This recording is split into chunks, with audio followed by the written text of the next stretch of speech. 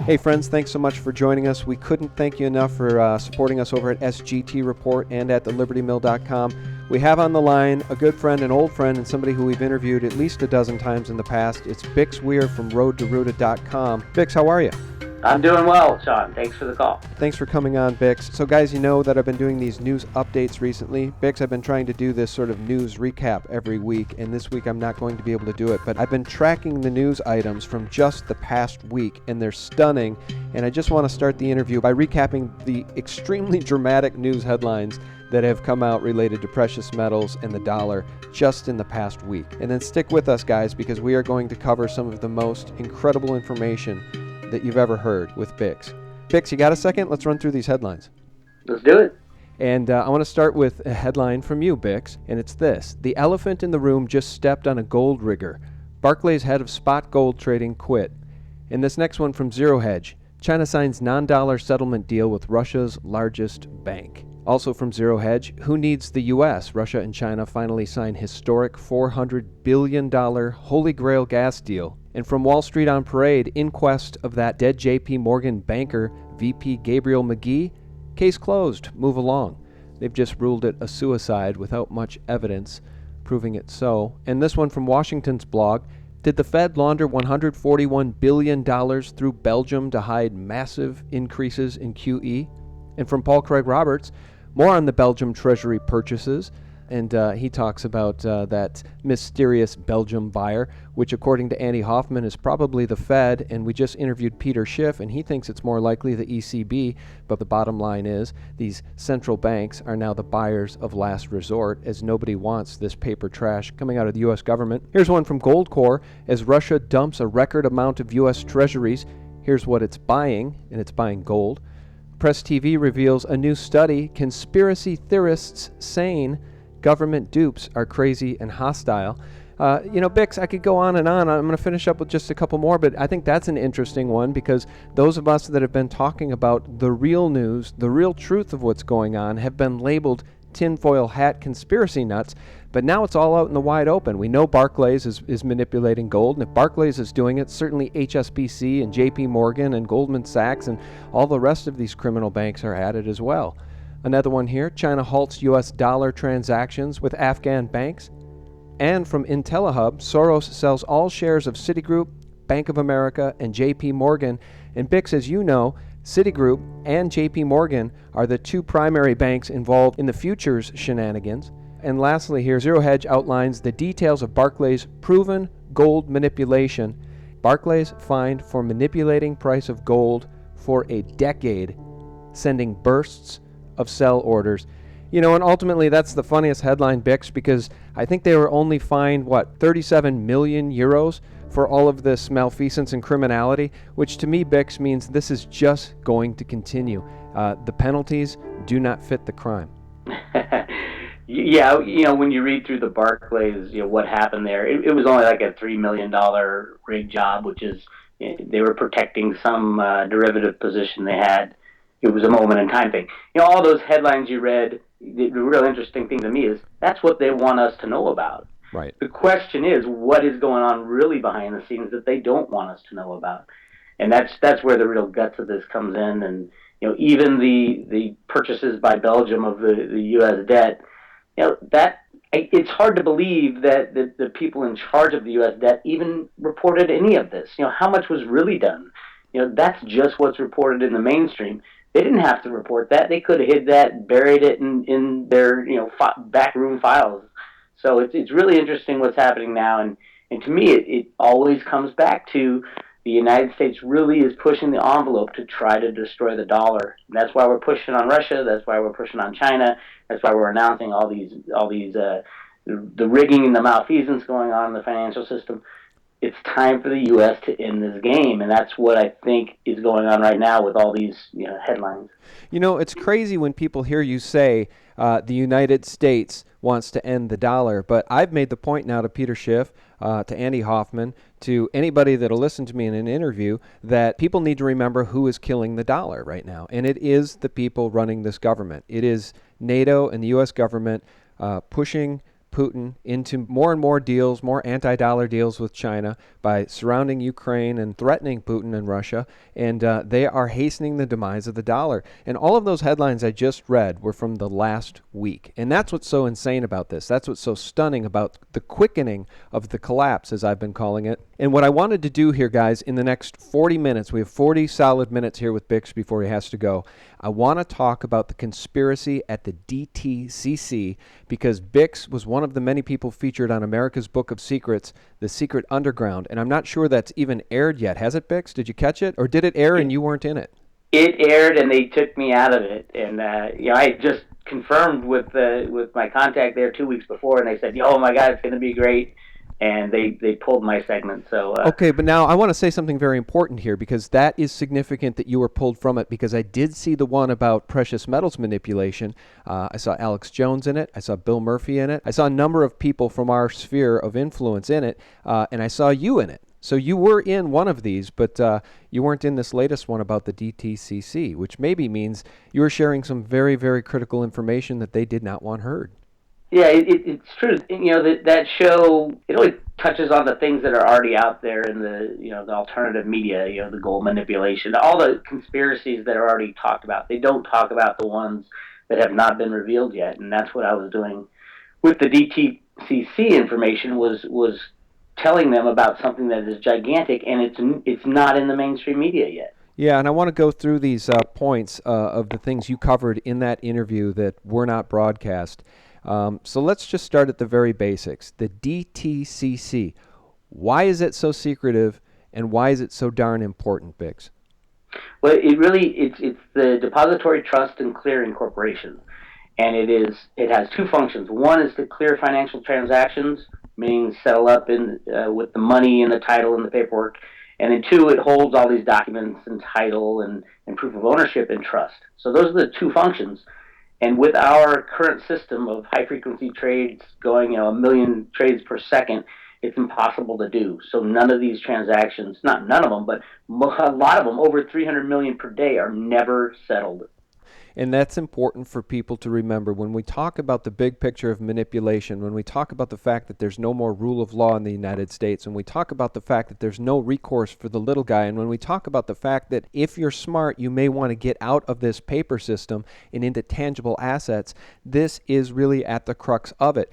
Because one of the questions that you wanted to make sure that they asked and understood the answer to was, how can the DTCC process and clear the billions of high-frequency trades that happen in milliseconds every day? Now let's think about that, you guys. Even with the assistance of computers on the settlement side, how in the world is the paper certificate going to transfer hands from the party that supposedly sold it to the party that supposedly bought it when there's billions of these trades happening every day? And Bix, you're saying that it's just not possible. Well, it's not possible. And the way this all came about in the 50s and 60s, they were transferring title with couriers riding around bicycles and transferring money, and they got way behind. And so everything went digital. And the law says within 3 days these trades need to be settled. They've changed the law. They said, well, these companies can net trades, meaning, you have a lot of clients, they buy and sell billions every day. All you have to do is close up these net transactions. So it's not even the entire transaction. All they have to do is, what's different at the end of the day, and they can't even do that. So, with computers, with derivatives, that's how they rig the markets, and these trades, they aren't really, as long as the music keeps playing, and the banks and the brokerage companies and your 401k company can pretend that they're buying these stocks and certificates in your name, then they can keep going, and as long as the system keeps going, nobody has to settle up. But at the end of the day, at some point, it almost happened in 2008, the game has to stop, and they're going to have to claim who owns what, and they really have no idea right now. Now, we see on a daily basis, Andy Hoffman, you, and others document the manipulation in the market. We see the Dow propaganda average spike when it maybe should be falling. We see the plunge protection team in there working its magic. And now we know quantifiably, which we all knew from Gada's work and your work and others, that the manipulation was real. It was already quantifiable from Zero Hedge's work. We knew what was going on, but now it's absolutely smoking gun proven with this new Barclays revelation, and we know how they were doing it. And again, as I said in the beginning of this interview, if Barclays is doing it, JP Morgan and Blythe Masters and her team are most certainly doing it, as is HSBC, the world's most evil bank by many accounts. They're doing it. So you ask, why are there over 300 million stock trades that occur every day that are never processed or delivered? And Bix, I think that speaks to the crux of this manipulation, because they can literally sell paper or trade paper to manipulate the market in whichever direction they want. And that's just as true for silver and gold as it is for common stocks, correct? Yeah, that's true. And it actually should be cleared by the DTCC as well. Even the COMEX trades, they've changed all the swaps over to there. Basically, they're saying 99% of all financial transactions are now cleared by the DTCC, and they literally hold title to almost every single stock, bond, bearer bond, mortgage-backed derivative. It's all held at the DTCC. Now, this is where it gets really crazy, guys. Now, this only gets more and more interesting. I got to tell you, I think this is going to be one of the most interesting conversations we've ever had with Bix. Bix, how many phony and duplicate stock certificates of mining companies do you think there are at the DTCC? Nobody really knows. Truthfully, because these trades are never cleared, and transfer of title never happens. You place a trade with your brokerage company, and you think, oh, they go out and buy the stock on the open market, take that stock, take title to that stock, and stick it in your account. That is not what happens. They take your money, they'll debit your account in your, it'll look like from your side that you own a share of stock, but actually they take that money and they go gamble it themselves. When people trade in stock, yeah, they'll have to go out and try to find it, and then they'll sell it for you, that type of thing. But you can tell by the amount of shares traded every day. It's 5 to 10 days, and every single share ever created by that company trades hands. When you know that in your 401k you haven't sold that mining company for years, and most people haven't. But what happens is the actual title to that share of stock is never purchased, and it's never sold. It just goes back and back in these high frequency trades, and every once in a while they need to settle up, but it's very rare. All right, so here's the big one. Quick question, and then we're going to move on to the really juicy stuff. What is located at 55 Water Street, Bix? 55 Water Street is the address of the DTCC. All the documents, all the physical documents, the paper, the contracts for swaps, the contracts, the physical share certificates, all the everything you can imagine is located in the basement vault of the DTCC. A few years ago, they estimated it at $37 trillion worth of paper documentation that is down there. Now, a lot of it's backed up electronically, which is fine, but it's a lot easier to manipulate electronic data than it is to change the physical certificates and bearer bonds, which are basically bonds with coupons that act as cash. And that's was in the basement at 55 Water Street. All right, now let's be clear about this. 55 Water Street in New York City. Also in New York City, we have the New York Fed, and we have JP Morgan, and we have rumors of a tunnel connecting JP Morgan underground to the New York Fed, where literally they could move gold back and forth if they wanted to. Getting back to the DTCC. So, Bix, what happened to the $36 or $37 trillion worth of paper securities that were submerged underwater during Hurricane Sandy? Guys, remember when Hurricane Sandy rolled in? Conveniently, the basement at the DTCC flooded. What happened to those paper securities, Bix? Well, nobody really knows. What happened was, obviously, Hurricane Sandy came in and flooded Lower Manhattan. And yes, the area around 55 Water Street was flooded completely. The strange things that happen are, first of all, it should have been watertight. The vault at the Federal Reserve a couple blocks away is watertight. The JP Morgan vault is watertight. And, those hold mainly bullion, and you don't have to really worry about water. This place held $37 trillion worth of paper securities. And when this hurricane came in, the DTCC claims that it had flooded completely. And they were trying to pump it out, and they don't know how much damage was done, but not to worry. Okay, case closed, and they were done. And they pretty much stopped making announcements about it. So it takes them about 3 weeks to pump out the water. There's talk of, I think it was Goldman Sachs came out and said, a few billion was lost, and then they changed it that same day to 10 million, and then they changed it that same day to say, oh, we don't think anything was lost. Bix, let me ask you this now. This is the craziest part, guys.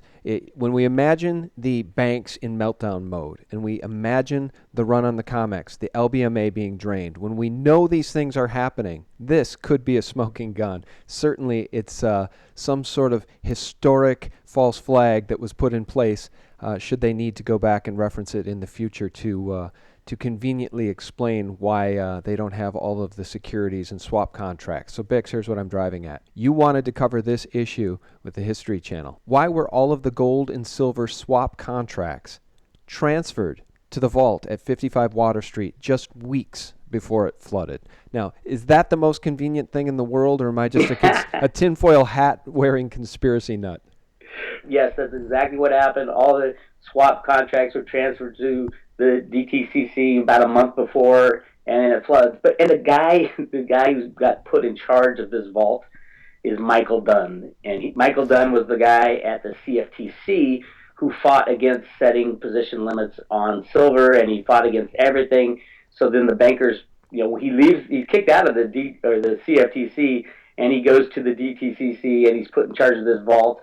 And then 6 months after he's put in charge of the vault floods, and all the records are destroyed. Talk about a conspiracy-rich environment. That's it right there. Okay, so now it gets better, right? So you literally can't make this stuff up, right? If John Grisham wrote it in a novel, people would think it's too implausible, it's too ridiculous, and his novel would be rejected before it was published. All right, so let's just recap. $36 trillion worth of paper securities underwater, all the gold and silver swap contracts transferred to the vault just weeks before it flooded, and then a huge fire erupts in the DTCC Vault basement just after all the water was pumped out. Can that even have happened? It did. 20 people went to the hospital in that fire, and they said it was electronic issues in the basement. It just gets so ridiculous. And here's the coup de grace of all of this is the ending of the London fix for silver throws all those swap contracts into massive chaos because they're all settled on the London fix as the benchmark number. So basically the contracts were destroyed, and then to top it all off, they won't be worth anything anyway because the benchmark number that settled all those contracts was the London fix, and the London fix is going away on August 14th. It just leaves you breathless, doesn't it? Bix, I've said this quite a few times in just recent interviews. We're documenting the collapse because everybody thinks, everybody, when you imagine it in your mind, you imagine it as this one dramatic event that will unfold and be reported on, with Brian Williams tonight on NBC News. And that's not the way it's going to happen. It's going to happen in this dominoes-style fashion, which we are now documenting, because this is what collapse looks like. And you just can't make this stuff up. The ex-CFTC Commissioner Michael Dunn was put in charge of the DTCC Vault just months after it flooded. And he's the same guy who argued against Dodd-Frank Swap Regulations. These guys are essentially mafia, man, the way I look at it. And then you ask, why does the DTCC hold legal title to all stocks, corporate and muni bonds, physical bearer bonds, and even derivatives contracts under the nominee name, quote, CEDE Company, end quote. Can you tell us about that? Because that's a mind bender. Yeah, that gets down to who legally owns everything. A lot of people saying, "Oh, the Fed owns everything," or there's conspiracy guys saying, governments and these rich people own your life even because they own your Social Security number. This is a situation that is admitted to. All title for all securities are held in a central clearinghouse at DTCC under the fictitious name of CEDE Company. Ultimately, they are the owners of whatever certificate, stock, bearer bond, mortgage-backed security. All of it is held in the name of CEDE Company. And it's interesting. You'll see it on stock certificates every once in a while, and the name pops up. They never want to talk about it, but just think about the name, CEDE Company. What does CEDE mean? You're giving up ownership. You're ceding your ownership over to other people. It truly is something that they don't want to talk about. It shows you that not even the banksters own title to all these paper securities that are thrown around in the world, and it's almost all of them. I mean, they're saying they own control 99% is held under this name CEDE Company. It's stunning. I mean, it's just this wordplay is just endless. I mean, take a look at the fact that the vault basement that was flooded at the DTCC is located at 55 Water Street. I mean, some of this stuff is just, I guess, coincidental, but some of it maybe not. I mean, CEDE Company, you've ceded your rights to your stocks and to your certificates. If the government and the Federal Reserve and the exchanges and the banks don't own the DTCC, Bix, who does? I mean, I guess you just covered that, but we don't know, do we? That is the gigantic mystery, and it has to do. The truth can probably be found in the legal documentation going from the DTCC to CEDE Company. Of course, we're not privy to that information, but we do know that the stock exchanges, the brokerage houses, all sign over title to the DTCC, and they hold all title in trust. But then they, one step further, go on and put it, sign over legal title to CEDE Company. Yeah, who knows who really owns that? Does it get to the dark cabal and all that? There is some Federal Reserve oversight over the DTCC, but very little, and it's not ownership. So if you think the mystery of who owns the Federal Reserve is the big one, how about who owns CEDE Company, and why do they hold title to every single financial transaction, every single bond, mortgage, you name it, is all in the name of CEDE Company. It gets crazy. Oh my goodness. All right, so you say that the DTCC holds legal title to 99% of all mortgages in the world. Yes, folks, even yours. Your payment may go to Bank of America or Wells Fargo. Your payment may go to your local bank, a small bank. But is that true, Bix? DTCC holds legal title to 99% of all mortgages in the world? Well, here's what happened. All the mortgages are bundled up and sold off into mortgage-backed securities. Those mortgage-backed securities, all the paperwork and all the title is held by the DTCC, who transfers it over to CEDE Company. So that's how they get a hold of your mortgage. And even the banks, all the documentation and all the ownership responsibility is signed over to the DTCC, which is the clearinghouse. And you go through all this stuff, and you're like, oh my God, this is a kind of a secret a company that very few people know about, and it's even a subsidiary of that company. So it's kind of like, it goes to the DTCC, which doesn't like to be in the news at all, and then even past that, it has to go to a shell company called CEDE Company. So it is beyond complicated, and it's the unwinding of this. It's going to get really ugly. And because of the structure, and because all these banks are going to go down with their 10, 15 to 1 leverage, nobody's going to know who owns what. And then CEDE Company will come out of the shadows and say, well, I own it all because it's been signed over to me as the trustee. Let me ask you this. This was the last question, and I guess you just answered it, but it's so stunning that I think we should flush this out a little bit further. Your question is this: what are the ramifications of the DTCC and their bankruptcy remote entity CEDE Company owning legal title to 99% of all financial instruments in the world? And before you answer, do we need to revise that and actually say 99% of all financial instruments in the United States, or is it really the world? Because clearly the DTCC is not in charge of settling all world economic transactions. What's happening in Asia, they must have their own settlement system. Am I correct, or do I have that wrong? It's in transition for everything. They're pulling all of Europe into the DTCC. When you look at China and the financial mortgage-backed derivatives that they own, those are all held by the DTCC. Everything is getting funneled into the DTCC, especially with these new Dodd-Frank regulations that requires a settlement place for the over-the-counter derivatives now. It requires clearing, and the DTC is, every time you turn around, they're getting a new appointment. Okay, you're in charge of swaps and bullion swaptions. Those are the greatest derivatives ever, bullion-backed swaptions.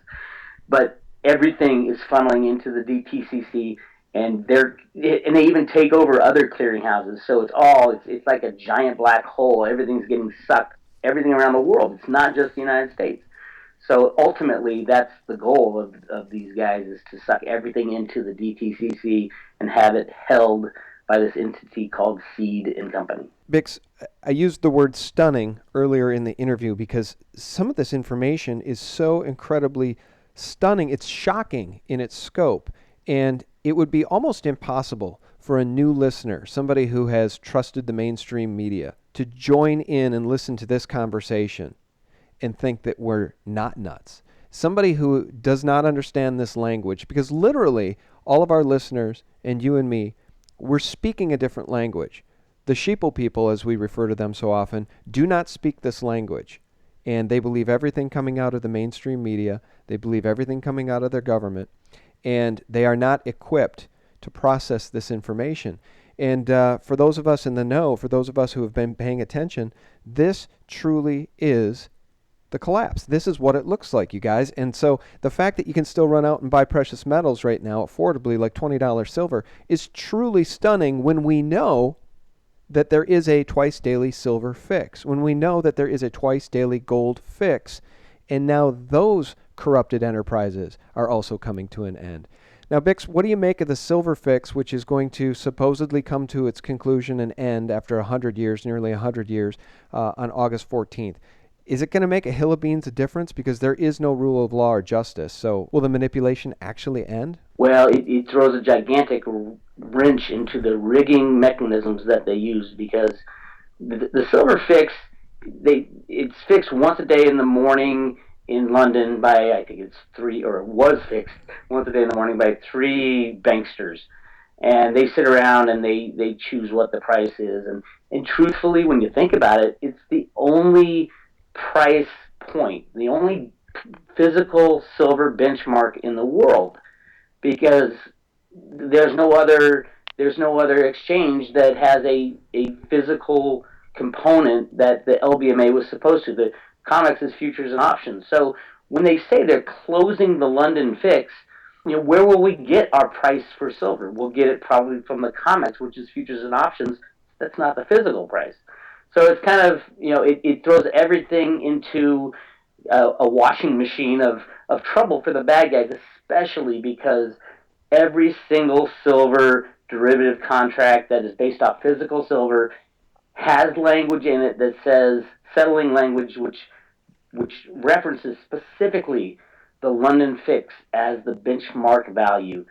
And you're talking about billions and billions of silver derivative contracts that now are going to go bad starting August 14th.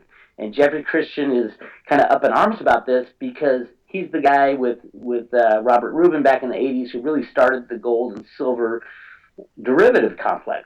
And now these contracts are so incredibly complicated, and they talk about bullion and bullion swaptions. It's like an option on swaps for bullion.